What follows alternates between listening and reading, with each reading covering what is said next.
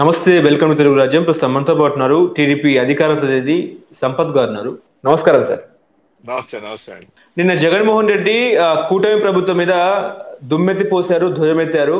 ఆయన చాలా అంశాల గురించి ప్రస్తావించారు. ముఖ్యంగా పోలీసు వ్యవస్థ గురించి మనం మాట్లాడుకుంటే డిఐజీ స్థాయి వ్యక్తులు మాఫియా డాన్లు, కలెక్షన్ ఏజెంట్లుగా వ్యవహరిస్తున్నారు. ప్రజల దగ్గర సొమ్మును వసూలు చేసి చిన్న బాబుకి పెద్ద బాబుకి ఇస్తున్నారు అన్నట్టు కూడా ఆయన మాట్లాడుతున్నారు. నిజంగా ఏపీలో ఇలాంటి వ్యవహార శైలి ఉందా అంటే ఏం చెప్తారు? ఇక్కడ ఒక్కటి నందు గారు, జగన్మోహన్ రెడ్డి గారు ఎవరో రాసి ఇచ్చింది ఏదో చేసిందని చెప్పి చదవడం తప్ప ఏం లేదు.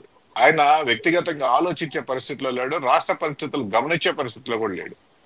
ఇక్కడ ఎవరు మాఫియా డాన్లా ప్రవర్తిస్తున్నారు? మీరు ఒక డిఐజీ స్థాయి వ్యక్తిని మాఫియా డాన్ అంటారు, పోలీసు వ్యవస్థ దండకాలు చేసింది అంటారు. ఏం మాట్లాడుతున్నారు మీరు? ఎందుకు మాట్లాడుతున్నారో కూడా తెలియదు, ఎవరు రాసిస్తున్నారో కూడా తెలియదు. మీరు మన కర్మ ఏంటంటే జగన్మోహన్ రెడ్డి గారి ప్రభుత్వంలో డీజీపీ కోర్టు బోన్ ఎక్కాడండి. ఇప్పుడు దాకా ఎప్పుడు లేదు. ఆయన ప్రభుత్వంలోనే ఎక్కారు డీజీపీ బోను. ఇంకా ఘోరం, చీఫ్ సెక్రటరీ కూడా ఎక్కాడు. కోర్టులతోటి ముట్టికాయలు వేసినాయి. అయినా జగన్మోహన్ రెడ్డి గారు వ్యవహార సైడ్ మాత్రం మాట్లాడాలి. ప్రజలు వచ్చిన మ్యాండేట్ ఏదైతే ఉందో దాని తగ్గట్టు కూడా జగన్మోహన్ రెడ్డి గారు మాట్లాడడం లేదు, ప్రవర్తించట్లేదు. ఏదంటే అది మాట్లాడేస్తాడు. చంద్రబాబు నాయుడు గారి మీద ఎప్పుడో నిన్న ప్రెస్ మీట్ పెట్టాడు. ప్రజల పక్షాన్ని ఏమన్నా మాట్లాడగలుగుంటే మాట్లాడు. ఎంతసేపటికి ప్రెస్ మీట్ పెట్టి ఒక గంట సేపు మాట్లాడితే 50 నిమిషాలు దుమ్మెత్తిపోయడం తప్ప ఏముంది? ఎవరు పోలీసుల్ని వేధిస్తున్నారు? మీరు పోలీసులు అధికారుల్ని అండగా చూసుకొని విచ్చలవిడిగా మీరు ఒక రాజ్యం, మాది ఆటవిక రాజ్యం లాగా పరిపాలించారు. అదే బాబు గారు చెప్పారు, సైకోపాలన సైకోపాలన అని. ప్రజలు నమ్మారు, మీకు మ్యాండేట్ ఇచ్చారు. మీరు ఆ పాలన చేసి మా మీద దుమ్మెత్తిపోయడం ఏంటి? ఎంతసేపటి నా పర్యటనలో నాకు సెక్యూరిటీ భద్రత జెట్లెస్ ఉన్నా నాకు కల్పించడం లేదు, పోలీసులు తక్కువ ఉన్నారు, చంద్రబాబు నాయుడికి 40 మంది వస్తే 200 మంది ఉన్నారు. ఏం మాట్లాడుతున్నావు నువ్వు? మరి నీకు 1,00,000 మంది జనం వస్తే ఎటుపోయి నీ ఓట్లు? ఏం మాట్లాడుతున్నారు మీరు? అదేనంటే పోలీస్ వ్యవస్థ మీద దుమ్మెత్తిపోస్తాడు. మళ్ళీ అదే మాట్లాడతాడు, పోలీస్ వ్యవస్థని ఆయన తొత్తులుగా ప్రవర్తిస్తున్నారు చంద్రబాబు నాయుడుగా అంటారు. మరి అదే పోలీసుల మీద విపరీతమైన ప్రేమ చూపించాడు, కొంతమంది పోలీసు అధికారులను అరెస్ట్ చేశాడు చంద్రబాబు నాయుడు గారని. ఎవరు అరెస్ట్ చేశారు? మీ ప్రభుత్వంలో ఒక మహిళ మీద దౌర్జన్యంగా ఆస్తికి సంబంధించి మీ నాయకులు ప్రవర్తించిన దానికి మీకు తొత్తులుగా పోలీసులు వ్యవహరిస్తే వాటి మీద కేసులు పెడితే ఈ ప్రభుత్వం వచ్చి చర్యలు తీసుకుంది. మీకు ఇంకా కొద్దిగైనా మీరు ప్రజల పక్షాన మాట్లాడాలి, ఒక మహిళ పట్ల మాట్లాడాలనుకుంటే ఆ మహిళను పోయి విచారించండి. ఆ మహిళ పక్షాన మాట్లాడతారనుకుంటే అది కాస్త పోయి ఎవరైతే ఈరోజు ముద్దాలుగా ఉన్నట్టుంటారో ఆ వ్యక్తుల గురించి గొప్పగా మాట్లాడడం బాధాకరం. జగన్మోహన్ రెడ్డి గారు అర్థం పర్థం లేని వ్యాఖ్యలు చేస్తా ఉన్నారు. పోలీస్ వ్యవస్థ కూడా ఎక్కడో దగ్గర చర్యలు తీసుకుంటారు. జగన్మోహన్ రెడ్డి గారికి తప్పదు. మీరే సైకోలుగా మారారు అని చెప్పి జగన్మోహన్ రెడ్డి చెప్తున్నారే. టీడీపీ నాయకులు, టీడీపీ కార్యకర్తలు సైకోలుగా మారారు, సైకోలుగా మారే మా మీద అడ్డదిడ్డమైన కేసులు బుక్ చేస్తున్నారని చెప్పి జగన్ అంటున్నారు. అదే జగన్మోహన్ రెడ్డి గారికి ఇచ్చే స్క్రిప్ట్ లో చాలా తప్పులు ఉన్నాయండి. తప్పులు తడక స్క్రిప్ట్ అవుతున్నాడు. ఇప్పుడు దాకా జగన్మోహన్ రెడ్డి గారు ఏదైతే ఆయన మంత్రివర్గంలో ఉన్నటువంటి ఏవోని ఈరోజు కేసుల చుట్టూ కోర్టుల చుట్టూ తిరుగుతున్నారు, వాళ్ళందరి మీద పెట్టిన కేసులు ఎప్పుడు పెట్టారు? ఆయన ప్రభుత్వంలో వాళ్ళు చేసిన నిర్వాహకం మీద తెలుగుదేశం పార్టీ ప్రతిపక్ష పార్టీలో కేసులు పెడితే నువ్వేం చర్యలు తీసుకోకపోతే ఈ ప్రభుత్వం వచ్చి చర్యలు తీసుకుంటే వాళ్ళు కోర్టుల చుట్టూ తిరుగుతున్నారండి. ఈ ప్రభుత్వం వచ్చిన ఇప్పుడు దాకా ఒకరి మీద కేసు పెట్టలే. చూపిమేనండి ఎవరి మీద కేసు పెట్టారు? ఎవరి మీదైనా కేసు పెట్టారంటే మీరు తప్పులు చేస్తుంటే కేసు పెడతారు. కక్షపూరితంగా ఎవరి మీద ఇప్పుడు దాకా కేసు పెట్టలే. నిజంగా కక్షపూరితంగా కేసు పెట్టే మొట్టమొదటి కేసు పెట్టాల్సింది జగన్మోహన్ రెడ్డి మీద పెట్టాలి. ఆనాడు చంద్రబాబు నాయుడు గారు ఏం తప్పు చేశారు కాబట్టి స్కిల్ డెవలప్మెంట్ దాని గురించి నువ్వు కేసు లోపలేస్తావు? అసలు నిన్ను లోపలేయాలా? నిజంగా కక్ష ఉంటే నిన్ను చేయాలా? అది కాదండి, కొంతమంది ఐపీఎస్ ఆఫీసర్లను ఎందుకు సస్పెండ్ చేశారు? అదే కదా చెప్తున్నారు, ఐపీఎస్ ఆఫీసర్లు తప్పు చేయబట్టే కదా సస్పెండ్ చేశారు. జత్వాని కేసులోనే కదా, ఇంకెక్కడ సస్పెండ్ చేశారు? దానిలో ఎవరైతే అమ్మాయి ప్రధానంగా ముద్దాయిగా చూపించిందో వాళ్ళ గురించి కదా. విశాల్ గురుని సస్పెండ్ చేశారు. నిన్న కాక మొన్న సిద్ధార్థ్ కౌశల్ విఆర్ఎస్ తీసుకున్నాడు, రాజీనామా చేసేసాడు. వాళ్ళందరూ ఎక్కడి నుంచి ఉన్నారు? పోస్టింగ్ ఇవ్వలేదు. నో విశాల గున్ని కానీ లేకపోతే సిద్ధార్థ కౌశల్ కానీ లేకపోతే ఈరోజు తిరుగుతున్న ఇంకో ఐపీఎస్ కానీ వీళ్ళందరూ ఎక్కడి దేలో ముద్దాయిలు? మేమైనా కేసులు పెట్టామా? వాళ్ళు సస్పెండ్ లో ఉంటే ప్రజలు చీతుకుంటారు, రేపు ఇంకో రోజు అధికారిగా ఉంటే కూడా మనం అసహ్యంగా ఉంటుందని చెప్పి ఒక అధికారి రిజైన్ చేసుకున్నాడు. మీరు తప్పులు చేసి మళ్ళీ మా మీదంటే ఎలాగా?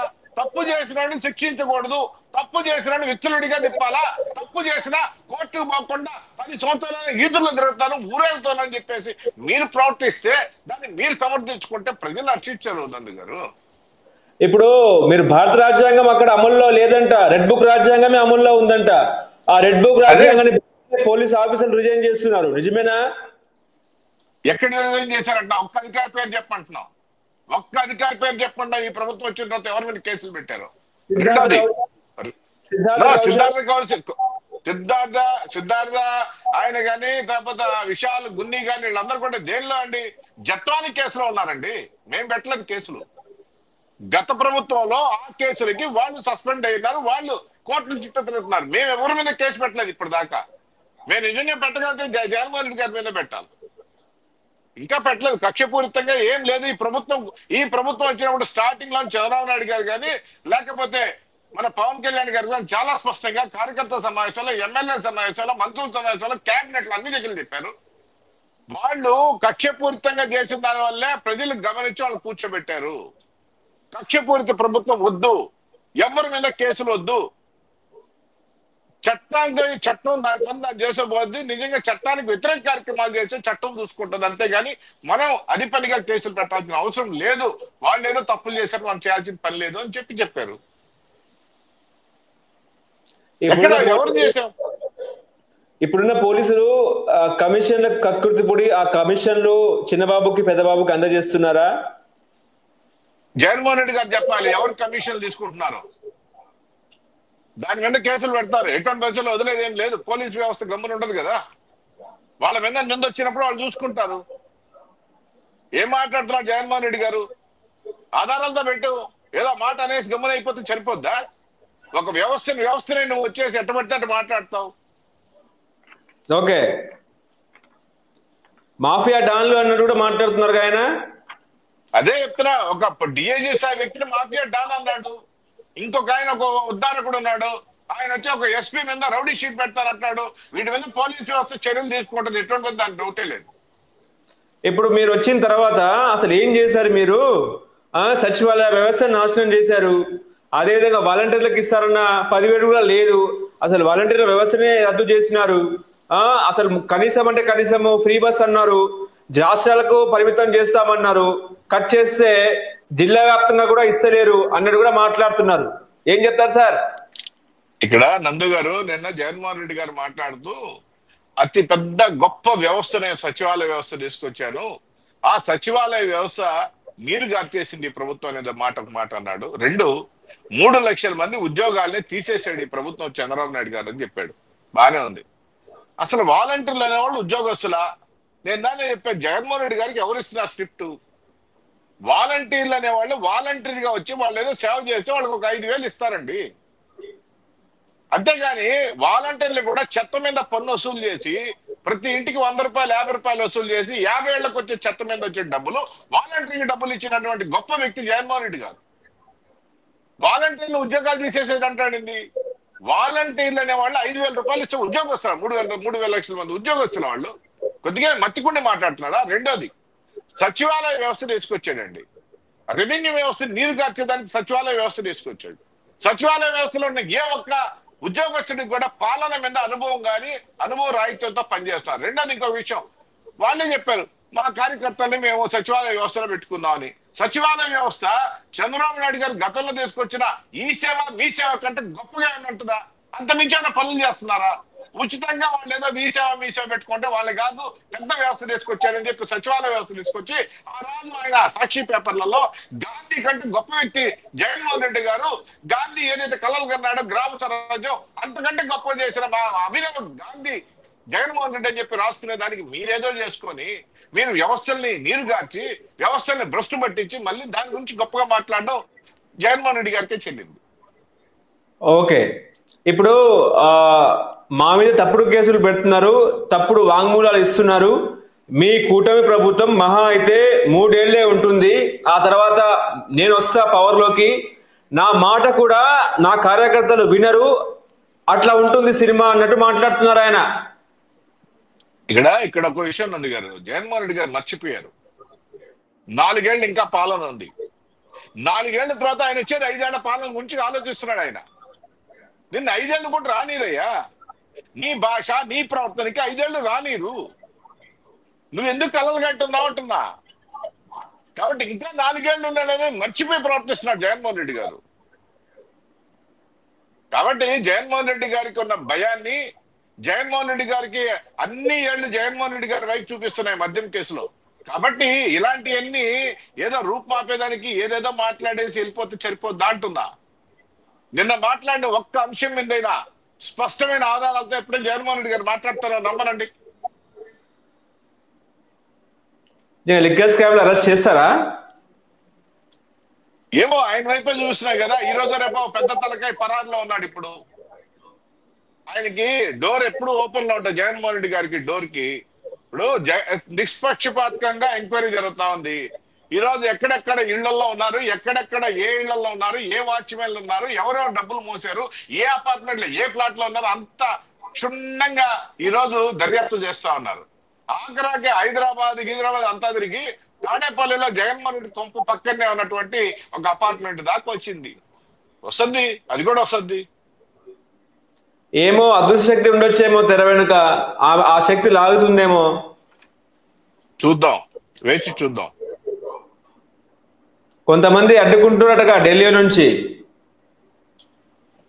ఇప్పుడు నిజంగా అడ్డుకునే పని ఇంత దూరం జరగదు కదా, ఇంత దాకా జరగదు కదా. ఏ వ్యక్తులు ఎలా తరలించారు, ఏ వ్యక్తులు ఎక్కడెక్కడ ఉన్నారు, ఏ వ్యక్తులు ఏ విధంగా మోసారు, కొరియర్లు ఎవరెవరు చేశారు, డబ్బులు ఏ విధంగా తీసుకెళ్లారు, మొత్తం కూడా నీట్ గా స్పష్టంగా వచ్చిన తర్వాత ఎవరు ఆపగలుగుతారు కోర్టుని? ఆధారాలతోటి నువ్వు దొరికితే ఎవరు ఆపగలుగుతారంటున్నా. కార్పొరేట్ శక్తులు అడ్డుకుంటున్నాయంటగా. అదే చెప్తున్నాను, దాన్ని అడ్డుకునే పరిస్థితుల్లో రానిది కూటమి ప్రభుత్వం అంటున్నా. కూటమి ప్రభుత్వం ప్రజల పక్షాన్ని పోరాడుతుంది. ప్రజల ధనం నిర్వియోగం అయింది. ఆయన మళ్ళీ శుద్ధి మాటలు చెప్తా ఉన్నాడు. కాబట్టి ఎటువంటి పరిస్థితుల్లో దాని మీద సీరియస్ గా చర్యలు ఉంటాయి. అందరూ అరెస్ట్ అవుతారు. పెద్ద పెద్ద తలకాయలన్నీ అరెస్ట్ అవుతాయి. ఏం సార్ ఇప్పుడు బాలేబాబు సినిమా డైలాగ్ లో, అదేవిధంగా పవన్ కళ్యాణ్ సినిమా డైలాగ్ లో లేని నొప్పి ఆ రపరప డైలాగ్ మాట్లాడితే తప్పేంటి అన్నట్టు మాట్లాడుతున్నారు ఆయన. ఎవరు అడిగారు మాట్లాడడం తప్పని ఎవరు అంటున్నారంటున్నా. మాట్లాడడం తప్పని ఎవరు అనట్లే. అక్కడ అల్లూరు జైన్ మాట్లాడితే తప్పేం లేదు, బాలయ్య బాబు సినిమాల్లో మాట్లాడితే తప్పలేదు, పవన్ కళ్యాణ్ సినిమాల్లో మాట్లాడితే తప్పలేదు. జనంలోకి వచ్చి మాట్లాడితే తప్పండి. వినోదాత్మకంగా ఏమన్నా మాట్లాడుకో, నువ్వు జనంలోకి వచ్చే మాట్లాడితే తప్పు. రెండోది జగన్మోహన్ రెడ్డి గారు మర్చిపోయారు. జగన్మోహన్ రెడ్డి గారు ఏం మాట్లాడతారు? నేను పోయింది పరామర్శకి, నా కార్యకర్త ఒకటి చనిపోతే వాళ్ళ పరామర్శకి పోయానంటున్నాడు. ఆ పరామర్శ పోయేటప్పుడు ఇలాంటివి పెడతారా? నువ్వు ఎందుకు పోతున్నావు పరామర్శలకి? ఒక విధంగా నీ కార్యకర్తలు పరామర్శకు పోయినా, రైతు పరామర్శకు పోయినా, ఇంకెక్కడికి పోయినా కూడా నువ్వేదో నీ వాతావరణం చూపిద్దాం, భయభ్రాంతులు చేద్దాం, నా అంగబలం చూపిద్దాం అని నువ్వేదో కొంతమందిని పెట్టుకొని గందరగోళాలు చేద్దాం, ప్రభుత్వం మీద నిర్ణయాలేద్దాం అని చెప్పి నువ్వు విచ్చలవిడిగా నువ్వేదో ప్రవర్తిస్తున్నావు. దాన్ని మళ్ళీ సమర్థించుకోవడం. భయపడుతుర్రా జగన్మోహన్ రెడ్డిని చూసి? టీడీపీ నాయకులు, జనసేన కార్యకర్తలు భయపడుతుర్రా? జగన్మోహన్ రెడ్డి భయపడుతున్నాడండి. జగన్మోహన్ రెడ్డి చేసే సంపత్ గారు నిజం చెప్పండి సార్. జగన్మోహన్ రెడ్డి పర్యటన వల్ల టీడీపీ నాయకులు భయపడుతుర్రా? ఇక్కడ అట్ట కాదండి. జగన్మోహన్ రెడ్డి గారి గత 5 ఏళ్లలో ఏ ఒక్క కార్యక్రమం మీద ఎవరు చేసినా ముందస్తు అరెస్టులు చేసి, ఎవరిని కదలలేకుండా చేసి, డిజిటల్ పోలీసింగ్ వ్యవస్థ పెట్టుకొని, సోషల్ మీడియాలో పోస్ట్ పెట్టి అరెస్టులు చేసి, ఏం లేదు ప్రభుత్వం చాలా నీట్ గా ఉంది, స్పష్టంగా ఉంది, మన మీద వ్యతిరేకత లేదు అని చెప్పి జగన్మోహన్ రెడ్డి భయపడి అన్ని చేశాడండి. తెలుగుదేశం ప్రభుత్వం ఎప్పుడు భయపడలేదు. ఆనాడు ప్రతిపక్షంలో కూర్చోబెట్టి ప్రజల పక్షాన్ని పోరాడు. అధికారులు అంటే ప్రజల కోసం మేము భయపడాలండి. తప్పు చేసినట్టు భయపడాలి. కానీ జగన్మోహన్ రెడ్డి స్పష్టంగా పంపిస్తున్నా ఈదుల్లోకి నువ్వు తిరిగని చెప్పి ఎవరు కూడా ఆపట్లేదు జగన్మోహన్ రెడ్డి గారిని. ఎక్కడ తిరిగినా కూడా మీరు ఇంకా పనికి వాళ్ళ పనులు చేస్తారా? ఆ పనికి వాళ్ళ పనులు చేయకుండా మీరు విచారించుకోండి, ప్రజల పక్షాన్ని మాట్లాడమని చెప్తాం తెలుగుదేశం ప్రభుత్వం. ఇప్పుడు పెరిగితనం నిజమేనా సంపత్ గారు? పిరికితనం అనేది మీ డిఎన్ఏలో ఉందంటగా, నిజమేనా? పిరికితనం అనేది మా డిఎన్లోనే ఉంది కాబట్టి మా ఇళ్ళకి మా ఇళ్ళకి దాదాపు 70 అడుగులు కంచెలు వేసుకొని తిరుగుతున్నాం, పరదాలు కట్టుకొని తిరిగాం. మా డిఎన్ఏలో భయం ఉంది కాబట్టి పైన హెలికాప్టర్ మీద కింద ట్రాఫిక్ లాపాం, దారి పొడుగున చెట్లు నరికాం. మా డిఎన్ఏలో భయం ఉంది కాబట్టి 5 సంవత్సరాలు కట్టకుండా తిరిగాం. మా డిఎన్ఏలో భయం ఉంది కాబట్టి కొన్ని వేల మంది సెక్యూరిటీ పెట్టుకొని తిరిగాం. మాట్లాడేటప్పుడు కొద్దిగానే ఉండాలా ఎవరి డిఎన్ఏలో ఏముందనేది. సంపత్ గారు, ఇప్పుడు చంద్రబాబు నాయుడు 2019లో ఓడిపోతే దాదాపుగా కోలుకోవడానికి 3 సంవత్సరాల తర్వాత ఆయన జనాల్లోకి వచ్చారు. జగన్మోహన్ రెడ్డి ఓడిపోతే 1 ఇయర్ లో జనాల్లోకి వస్తున్నారు. అసలు ఇది ఎలా సాధ్యం? ఏమిటి బలం, ఏంటి బలగం, ఏంటి? ఎవరిని చూసి ఆయనకి ఈ బలం వచ్చిందంటే ఏం చెప్తారు? ఇక్కడ 2019లో నందు గారు ఇక్కడ క్వశ్చన్ 2019లో ప్రజలు ఒక మ్యాండేట్ ఇచ్చారు. జగన్మోహన్ రెడ్డి గారు ఒక అవకాశం ఏంటి, నేను అద్భుతాలు చేసి చూపిస్తా అని చెప్పడం జరిగింది. జగన్మోహన్ రెడ్డి గారికి ఒక అవకాశం ప్రజలు ఇచ్చిన తర్వాత 1 సంవత్సరం పాటు ఏం చేయాలి, మనం చూడాలి. ప్రభుత్వం తీసుకున్న నిర్ణయాలు కొన్ని మంచి ఉంటాయి, చెడు ఉంటాయి, ముందుకు తీసుకోవాలి. కాబట్టి 1 సంవత్సరం పాటు మేమేం మాట్లాడలేదు, వాళ్ళు ప్రభుత్వం చేసుకోమని చెప్పాం. ఈ లోపల మా కార్యకర్తల మీద ఈ రోజు చెప్తున్నాను, గత 5 ఏళ్లలో మా మీద దాదాపు 90 నుంచి 90% మీద ప్రతి ఒక్కరి మీద కేసులు, ఇంక్లూడింగ్ మై సెల్ఫ్, అక్కడ చంద్రబాబు నాయుడు గారి దాకా, లోకేష్ బాబు గారి దాకా ప్రతి ఒక్క కార్యకర్త మీద వాళ్ళు కేసులు పెట్టడం జరిగిందండి. ఇప్పుడు గత ప్రభుత్వంలో ప్రజలు ఒక మ్యాండేట్ ఇచ్చారు, జగన్మోహన్ రెడ్డి గారికి అధికారం ఇచ్చారు, మాకు ప్రతిపక్ష హోదా ఇచ్చారు. ప్రతిపక్ష హోదాని మేము తీసుకున్నాం. ప్రజలకు అన్యాయం జరిగితే వీధుల్లోకి వచ్చేదాన్ని మేము రెడీగా ఉన్నాం, ప్రజలు గొంతుకై మేము వచ్చి నిలబడేదాన్ని మేము రెడీగా ఉన్నాం. కాకపోతే 1 సంవత్సరం టైం ఇచ్చాం. అది ఆ సంవత్సరం కాలం తర్వాత ఏం జరిగిందంటే 2019 నుంచి 2020 దాకా మేము టైం ఇచ్చిన తర్వాత 2020 ఏం జరిగింది, కరోనా స్టార్ట్ అయింది. కరోనా స్టార్ట్ అయిన తర్వాత 2020 నుంచి 2021 దాకా కరోనా టైంలో ఎవరు కూడా ఈదుల్లోకి జనంలో పోకూడదు కాబట్టి మేము 2023 దాకా జనంలో రాలేకపోయాం. 2023లో లోకేష్ బాబు గారు ఇమ్మీడియట్ గా యువగణం స్టార్ట్ చేశారు, బాబు గారు రావడం మొదలుపెట్టారు. వదిలిపెట్టిన తర్వాత మళ్ళీ మీరు వచ్చేసి అన్ని ఆంక్షలే కదా. కాబట్టి జనంలోకి మేము 3 ఏళ్ళు రాకపోవడం కాదు, పరిస్థితులు రానిలేదు. 1 సంవత్సరం మాత్రమే రాలేదు, తర్వాత 2 సంవత్సరాలు వచ్చే పరిస్థితుల్లో కరోనా వల్ల రాలేదే గాని నిన్ను చూసి భయపడి కాదు. నువ్వేం చేస్తావు అని భయపడాలా? జగన్మోహన్ రెడ్డి పదే అంటున్నారు ఏంటంటే, నేను వచ్చిన తర్వాత 2.0 చూపిస్తా, సినిమా చూపిస్తా, 7 సముద్రాలు దాటినా కూడా చట్టం ముందు దోషిగా నిలబెడతా అన్నట్టు కూడా మాట్లాడుతున్నారు ఆయన. ఎవరిని బ్లాక్ మెయిల్ చేస్తున్నాడు, ఎవరిని భయపెడుతున్నాడు? అసలు నువ్వు బయటకు వచ్చేదేంది, నువ్వు అధికారంలోకి వచ్చేదేంది? ఈ భాషకి, ఈ వాతావరణంకే కదా జనం నిన్ను రానికుండా ఉండేది. అదే అంటే ప్రజలను ఉద్ధరించేసాను, ప్రతి ఒక్కరిని కోటీశ్వరం చేశాను, ప్రతి ఒక్కరికి లక్షలు ఇచ్చాను. ఏం మాట్లాడుతున్నాడు జగన్మోహన్ రెడ్డి గారు? జగన్మోహన్ రెడ్డి గారిని ప్రజలు ఎందుకు పక్కన పెట్టారో ఇంకా తెలుసుకునే పరిస్థితిలో లేడు. ఇప్పుడు జీవితంలో రానిరండి. జగన్మోహన్ రెడ్డి గారు ఇంకో 10-15 ఏళ్ళు ఇంట్లో ఉండాల్సిన పరిస్థితి ఏర్పడుతుంది. కూటమి ప్రభుత్వం ఎక్కడ లోడ్ చేస్తుంది? నువ్వేమన్నా అమరావతి నిన్న ప్రెస్ మీట్ లో అమరావతి గురించి ఎందుకు మాట్లాడలేదు? నువ్వు నీ గొప్పలు చెప్పుకుంటున్నావు, అమరావతి రాజధాని అనే మాట ఎందుకు మాట్లాడలేకపోతున్నావు? పోలవరం గురించి ఎందుకు మాట్లాడలేకపోతున్నావు? రాష్ట్రానికి వచ్చే అభివృద్ధి గురించి ఎందుకు మాట్లాడలేకపోతున్నావు? ఏం మాట్లాడినా సంక్షేమం 11 లక్షల కోట్ల అప్పులు తీసుకొచ్చి 2.5 లక్షల కోట్లు నువ్వు డబ్బులు ఇచ్చేసి మొత్తం ఏదో ముద్రించేశారని మాట్లాడుతున్నావు. అన్ని ప్రజలు గమనిస్తున్నారు ముందు గారు. ఇప్పుడు ముఖ్యంగా ఏంటంటే, గత ప్రభుత్వంలో ఆడుదాం ఆంధ్ర అనే పథకం తీసుకొచ్చారు, వాళ్ళ ప్రోగ్రామ్ తీసుకొచ్చారు. ఆ ప్రోగ్రామ్ లో ఏంటంటే విజిలెన్స్ రిపోర్ట్ కూడా కంప్లీట్ అయింది. రేపు మాపో డీజీపీ కూడా విజిలెన్స్ రిపోర్ట్ ఇచ్చే అవకాశం ఉన్న నేపథ్యంలో 400 కోట్లు గాంబ్లింగ్ చేశారని చెప్పేసి చర్చ నడిచింది. దీని మీద కూడా ఏమైనా ఎంక్వైరీ స్టార్ట్ అయ్యే అవకాశం ఉందా? ప్రతి ఒక్కటి తీసుకుంటారు, ఎవరిని వదిలిపెట్టేది ఏం లేదు. ఎందుకంటే వాళ్ళు తీసుకున్న ప్రతి స్కీమ్ లో కూడా వాళ్ళు తీసుకునే దానిలో స్కీమ్ తీసుకునేదే దానిలో ఎంతవరకు మనకి లబ్ధి ఉంది, ఎంతవరకు ప్రజలకి ఇద్దాం. మనకి 70% వస్తే ప్రజలు 30% పోవాలనే ప్రక్రియలో భాగంగా అన్ని చేశారండి. నాడు నేడు గురించి గొప్ప చెప్తారు జగన్మోహన్ రెడ్డి గారు. ఎందుకు ఇన్ని స్కూల్స్ ఇంకా ఖాళీగా ఉన్నాయి?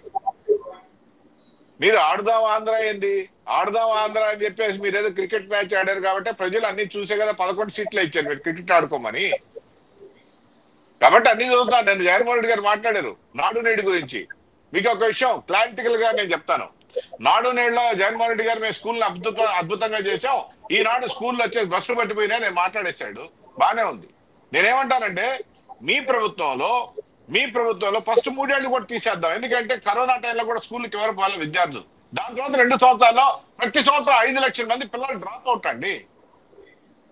మీరు డబ్బులు ఇచ్చింటే ఎందుకు డ్రాప్ అవుట్లు అవుతారంటున్నా. 5 లక్షల మంది పిల్లలు డ్రాప్ అవుట్లు స్కూళ్ళల్లో. చాలా స్కూళ్ళు మూతపడిపోయినాయి. ఈ ప్రభుత్వం వచ్చిన తర్వాత నీకు 13,000 రూపాయలు వాళ్ళకి ఇచ్చి 2,000 రూపాయలు మెయింటెనెన్స్ కి ఇస్తుంటే దాన్ని మళ్ళీ నువ్వు మాట్లాడే చేతనాకి ఏదంటే మాట్లాడేస్తున్నావు. ఆనాడు నువ్వు ఎలక్షన్ అయిపోయే ముందు 2019లో ఏం చెప్పావు? ప్రతి ఒక్క బిడ్డకి డబ్బులు ఇస్తా అన్నావు. ఈనాడు మేము ఇస్తున్నాం కదా, ప్రతి ఒక్క బిడ్డకి ఎంతమంది బిడ్డలు ఉంటే అంతమంది డబ్బులు ఇస్తున్నావు. నువ్వు అది తట్టుకోలేక ఏదంటే అది మాట్లాడేస్తున్నావు.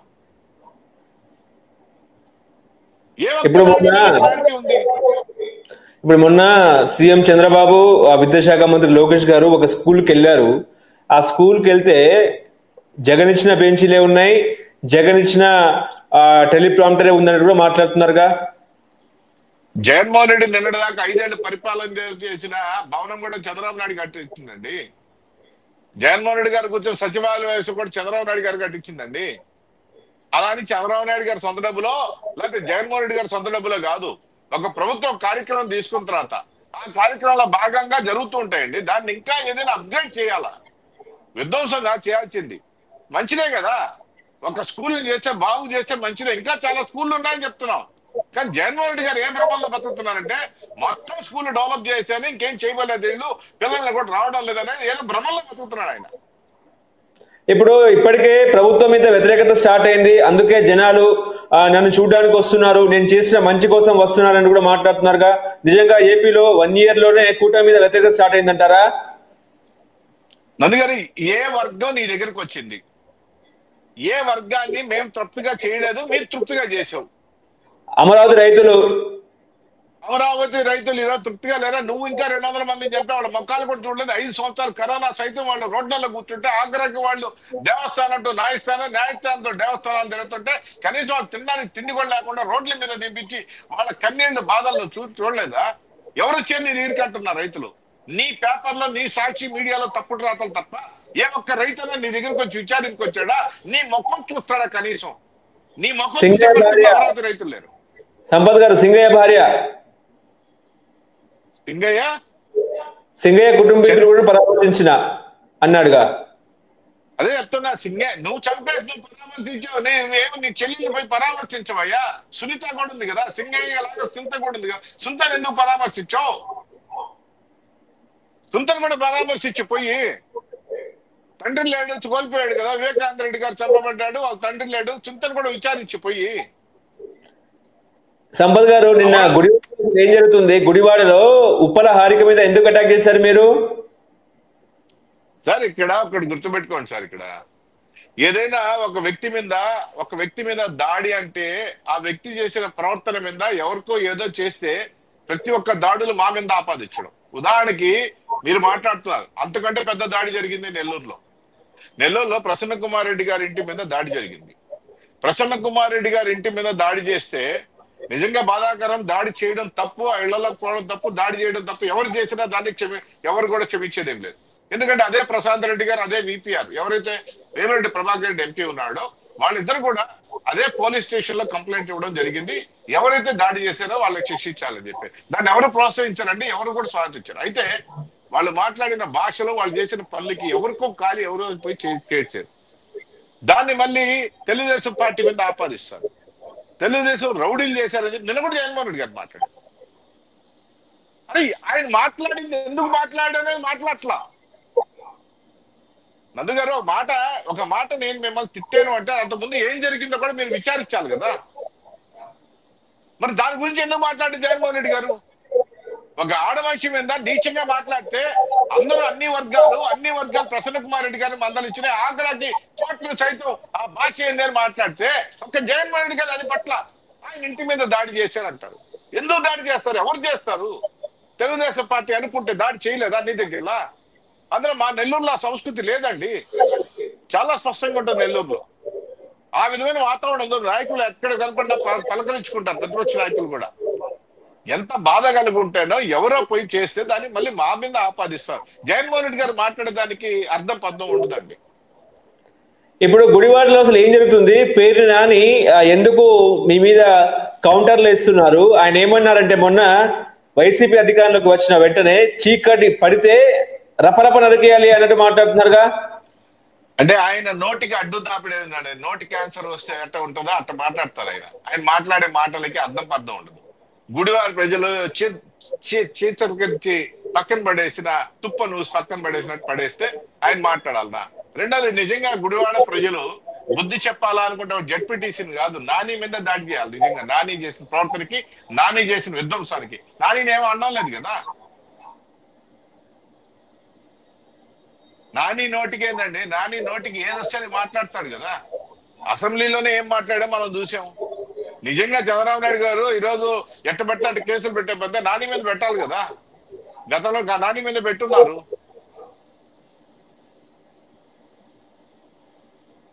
ఇప్పుడు మాజీ మంత్రి కటార ఈశ్వర్ కూడా కొడాలి నానిని కలిశారు. బీసీని అడ్డు పెట్టుకుని రాజకీయం చేసే అవకాశం ఉందా, లేకపోతే బీసీ కులాలను రెచ్చగొట్టే ప్రయత్నం చేస్తున్నారో ఎట్లా చూడొచ్చు? బీసీలు ఎప్పుడు కూడా జగన్మోహన్ రెడ్డితో ట్రావెల్ చేయరండి. ఒక్కసారి మాత్రం మొన్న ట్రావెల్ చేయడం జరిగింది. మొన్న ఏదో బీసీలకి ఏదో చేస్తాను చెందుతానంటే ట్రావెల్ చేశారు. ఆగ్రాకి బీసీ కార్పొరేషన్ లో కూడా నిధులు లేకుండా గందరగోళం చేశాడు. బీసీ విద్యార్థులు ఏదో చదువుకునే దానికి దూర విద్యకి అంబేద్కర్ విద్య అని బాబు గారు పెడితే అది కూడా చేశాడు. బీసీలకి ఏం చేశారని బడుగు బలైన వర్గాలకు సంబంధించిన ఏమీ చేయకుండా ఈ రోజు ఏదో చేస్తారంటే బీసీలు నమ్మే పరిస్థితుల్లో లేరు. ఎవరు కూడా ఏ బడుగు బలైన వర్గాలు కూడా వాళ్ళతో ట్రావెల్ చేసే పరిస్థితి లేదు. కాబట్టి వాళ్ళు ఏదో చెప్పుకోవచ్చు బీసీల పక్షాన్ని, కానీ బీసీలు కానీ బడుగు బలహీన వర్గాలు ఏ ఒక్క వర్గం కూడా అతనితో ప్రయాణం చేసేదానికి అణగారిన వర్గాలు ఎవరు కూడా వాళ్ళతో పోరండి. ఓకే, ఇప్పుడు మీరు అమరావతిలో ల్యాండ్ పూలింగ్ చేస్తున్నారు, మళ్ళీ రెండో విడత భూసేకరణ అని చెప్పేసి మీరు చెప్తున్నారే, ఒకవేళ అదే చేస్తే 2029లో మీకు ఇబ్బంది కాదంటారా? అంటే దేనికి? గతంలో మీరు 2019లో ల్యాండ్ పూలింగ్ చట్టం తీసుకొస్తే ప్రభుత్వం మీద ప్రజలు వ్యతిరేకంగా ఉన్నారు, మిమ్మల్ని ఓడగొట్టినారు. నేనేమంటానంటే అమరావతి ల్యాండ్ పుల్లింగ్ రెండో విడత ల్యాండ్ పుల్లింగ్ తీసుకుంటున్నాం. రెండో విడత ల్యాండ్ పుల్లింగ్ లో కొంతమంది రైతులు వచ్చేసి కొంతమంది వాళ్ళ అనుమానాలు వ్యక్తం చేశారు, భయాలు వ్యక్తం చేశారు. వాళ్ళకు ఉన్నటువంటి ఏదైతే మొదటి విడతలో మీరు ఇప్పుడు ప్లాట్లు ఇవ్వలేదు చేయలేదు, మరి మాకు చాలా అనుమానాలు ఉన్నాయని చెప్పి చెప్పడం జరిగింది. అది వ్యతిరేకతగా ఏదో సాక్షి లాంటి మీడియాలు మాట్లాడడం తప్ప ఏం లేదు. ఎప్పుడు కూడా మొదట విడత ల్యాండ్ పుల్లింగ్ లో కూడా వాళ్ళకి అనుమానాలు ఇదే విధంగా చాలా అనుమానాలు వచ్చినాయి. అనుమానాలు నివృత్తి చేయాల్సిన పని బాధ్యత ప్రభుత్వాన్ని, ప్రభుత్వం ఉన్నటువంటి పెద్దలది, అధికారులు తీసుకుంటారు. ఇప్పుడు కూడా వాళ్ళకు ఉన్నాయి, కానీ దేనికి తీసుకుంటారు ఏంటని ప్రభుత్వం చెప్పడం జరుగుతుంది. వాళ్ళందరినీ ఒప్పించి తీసుకుంటారు. ఎటువంటి పరిస్థితుల్లో 3 సంవత్సరాల్లో మాక్సిమం అనేది రాజధాని ఒక స్పష్టంగా కళ్ళకు కనపడుతుంది. అంటే పూర్తి స్థాయి కాకపోయినా ఒక స్థాయిలో రాజధాని మనం గర్వంగా చెప్పుకునే విధంగా అయితే అక్కడ జరుగుతుంది. డెవలప్మెంట్ సెక్టర్ ఆల్మోస్ట్ ఆల్ మీకు చాలా వరకు ఆడ కనపడుతుంది. 3 సంవత్సరాల తర్వాత వాళ్ళకే అర్థం అవుతుంది మనం ఇయ్యాలా లేదా అనేది. రేపు జగన్ వస్తే రాజధాని ఉంటుందా? అది వస్తే కదా ఉండేది లేనిది. అదే కదా నేను కూడా అడిగేది. అసలు రాజధాని గురించి నేను ఎందుకు మాట్లాడేది ప్రెస్ మీట్లు అంటున్నా. జగన్మోహన్ రెడ్డి గారు ప్రజలు తీసుకుంటే కదా, జగన్మోహన్ రెడ్డి గారు ప్రజల్ని యాక్సెప్ట్ చేసే పరిస్థితుల్లో ప్రజలు లేరు. కాబట్టి జగన్మోహన్ రెడ్డి గారు ఏం మాట్లాడినా మనం పట్టించుకోవాల్సిన అవసరం లేదు. జగన్మోహన్ రెడ్డి గారు ఇంకా 4 ఏళ్ల తర్వాత మాట్లాడుకుందాం జగన్మోహన్ రెడ్డి వస్తారా లేదా అని.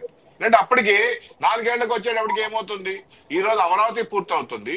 అదేవిధంగా తెలుగుదేశం ప్రభుత్వం కానీ కూటమి ప్రభుత్వం ఏదైతే కొన్ని వాగ్దానాలు చేశారో ప్రజలకు అవన్నీ కూడా నెరవేర్చడం జరుగుతుంది. ఏదో సూపర్ 6 కార్యక్రమాలు అన్ని చేస్తారు. అమరావతి అయిపోతుంది, పోలవరం ఆల్మోస్ట్ ఆల్ అయిపోద్ది. దేనికి ఏది చెప్పుకొని జగన్మోహన్ రెడ్డి గారు ప్రజల్లోకి పోతారు? లేనిపోని హామీలు ఇచ్చారటగా మీరు, నీకు 15, నీకు 15, నీకు 18, నీకు 18. సరే, ఏదైనా కూడా మేము సూపర్ 6 లో భాగంగా ఈరోజు 3 సిలిండర్ల గురించి మాట్లాడుతున్నాం, ఇచ్చాం.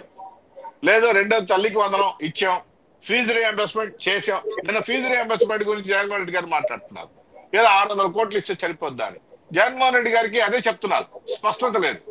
మొదట విడతగా 788 కోట్లు ఇచ్చాం, నిన్న వచ్చి 600 కోట్లు ఇచ్చాం. ఇకపోతే 300 చిల్లర కోట్లు, దాదాపు 400 కోట్లు ఇస్తే సరిపోద్ది. అయితే జగన్మోహన్ రెడ్డి గారు గతంలో ఏదైతే ఉందో ఆయన ప్రభుత్వం ఉన్నటువంటి 1 సంవత్సరం ఏదైతే ఫీజు రియంబర్స్మెంట్ ఉందో అది ఇవ్వలేదు. ఈ ప్రభుత్వం ఏంటంటే విడతలోనే అది కూడా ఇస్తాం, ఎవరిని ఇబ్బంది పెట్టద్దు, ఎవరు సర్టిఫికెట్లు అడిగినా హాల్ టికెట్లు అడిగినా ఇవ్వాల్సిందే, లేదా తగు చర్యలు తీసుకుంటామని చెప్పడం జరిగింది. కాబట్టి ఎటువంటి పరిస్థితుల్లో నువ్వు చేసిన అప్పులు, నువ్వు ఇవ్వాల్సిన బకాయిలు కూడా కట్టేయడానికి రెడీగా ఉంది ప్రభుత్వం. ఏం మాట్లాడుతున్నారు జగన్మోహన్ రెడ్డి గారు? జగన్మోహన్ రెడ్డి కేసులు మళ్ళీ తెర మీద తీసుకురావాలి, బెయిల్ రద్దు చేయాలని ఎందుకు అంటున్నారు? ఎవరంటున్నారు? మీ కార్యకర్తలు అంటారుగా. ప్రజలు కోరుకుంటున్నారు. నందు గారు, నీ మీద నా మీద కేసు ఉంటే పక్క రోజు రాకపోతే 2వ రోజు సమాలు ఇంటికి పంపిస్తారు, లేదా పోలీసులు వస్తారు.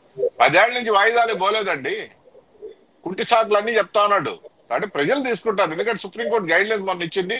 ఆ గైడ్ లైన్స్ ప్రకారం ఎటువంటి పరిస్థితుల్లో జగన్మోహన్ రెడ్డి గారిని పిలుస్తారు, ఎటువంటి పరిస్థితుల్లో దాని మీద చర్యలు అయితే కోర్టులు తీసుకుంటారు. దాని గురించి మనం మాట్లాడాల్సిన అవసరమే లేదు. ఏం సార్ శ్రీకాళహస్తి ఇన్సిడెంట్ ఎట్లా చూస్తారు సార్? శ్రీకాళహస్తి ఇష్యూ ఏంటంటే ఇప్పుడు దాకా అభియోగాలు మాత్రమే వస్తా ఉన్నాయి. ఏదైతే చంపారన్నారు, చంపిన దాన్ని అది జనసేన కార్యకర్త నాయకులు ఏదో చంపేశారని చెప్పి మాట్లాడుతున్నారు. అదే అభియోగాలు స్పష్టంగా రావాలి.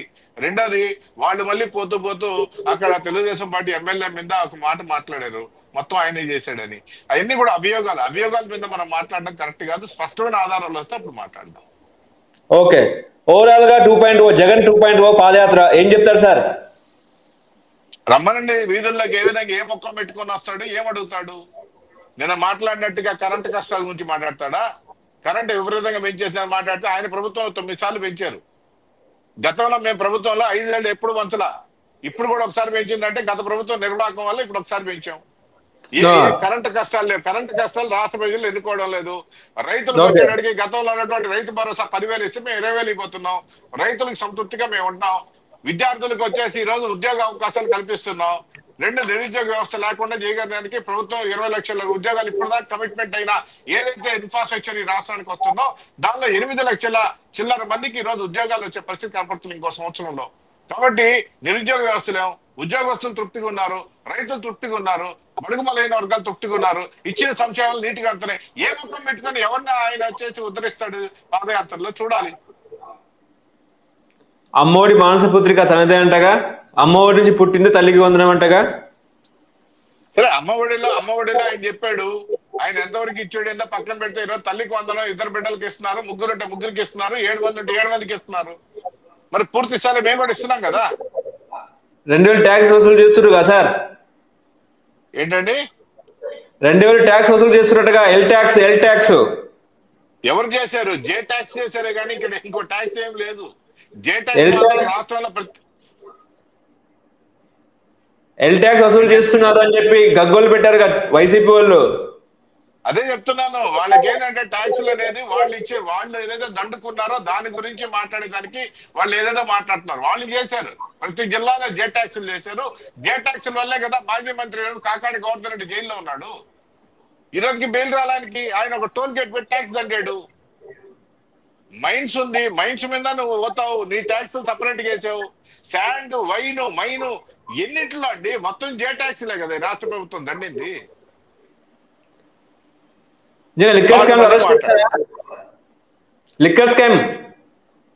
లిక్కర్ స్కామ్ ఎటువంటి అన్ని వేళ్ళు పెద్ద తలకాయల మీదే పోతున్నాయి. ఈరోజు ఒక పెద్ద తలకాయ మీద పోతే ఆ తల కోసం తిరుగుతా ఉన్నారు పోలీసు వాళ్ళు.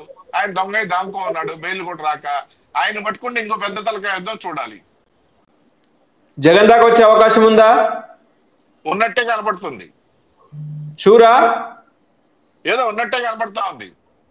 తప్పకుండా తప్పకుండా ఉంటే మాత్రం అరెస్ట్ చేస్తారండి, ఎవరిని వదిలిపెట్టే సమస్య లేదు. సింపతికి ఇప్పుడు ఆయన ఇంటి పక్క దాకా వచ్చింది, మరి ఆయన దాకా బోధ్యం చూడాలి. యూటర్న్ తీసుకుంటదేమో. యూటర్న్ ఎందుకు తీసుకుంటది? ఇంటి పక్క దాకా పోయింది, ఆ ఇంటి వైపు వెళ్తారు కానీ యూటర్న్ ఎందుకు తీసుకుంటది? రెడ్ సిగ్నల్ పడుతుందేమో సార్ ఢిల్లీ నుంచి. ఏముండదు.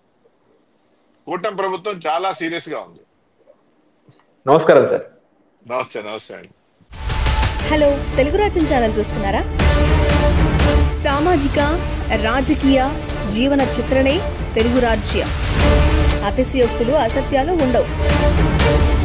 రాజకీయ కోణం కాదు, ప్రజా కోణమే కొలబద్ద. తెలుగు రాజ్యం వీక్షణ మీ ఉత్తమ అభిరుచికి నిదర్శనం.